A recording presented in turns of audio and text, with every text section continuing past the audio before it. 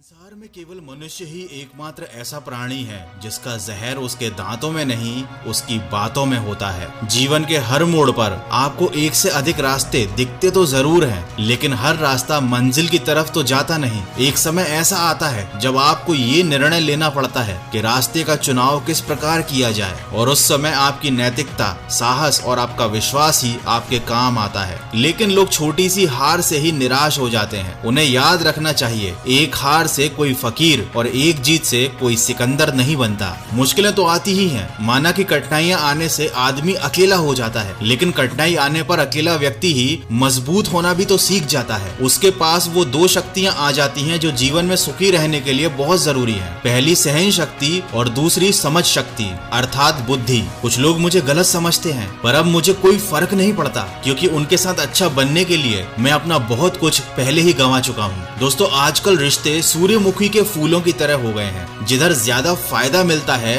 उधर ही घूम जाते हैं। दूध, दही, छाछ, मक्खन और घी ये सब एक ही वंश के हैं, फिर भी सबकी कीमत अलग अलग होती है। इसी से हमें पता चलता है कि श्रेष्ठता जन्म से नहीं बल्कि अपने अंदर कर्म, कला और गुणों से प्राप्त होती है। सबको मालूम होता है कि जिंदगी बेहाल है, फिर भी लोग हमेशा पूछते हैं कि और सुनाओ क्या हाल है। अहंकार उसी को होता है जिसे बिना संघर्ष सब प्राप्त हुआ हो। जिसने अपनी मेहनत से कुछ हासिल किया है वो दूसरों की मेहनत की कदर जरूर करता है। अपना कहने से कोई अपना नहीं होता, अपना तो वो होता है जिसे दिल से अपनाया जाए। लाइफ में हमेशा दो लोगों से हमेशा दूर रहना, बिजी और घमंडी। बिजी आदमी अपनी मर्जी से बात करेगा और घमंडी आदमी आपको अपने मतलब से याद करेगा। इसीलिए अकेले चलना सीखो, क्योंकि सहारा कितना भी सच्चा हो एक दिन औकात दिखा ही देता है। चीजों की कीमत मिलने से पहले होती है और इंसानों की कीमत खोने के बाद। ज्ञानी होने से शब्द समझ आने लगते हैं, लेकिन अनुभवी होने से उन बातों के अर्थ समझ आने लगते हैं। गीता में लिखा है,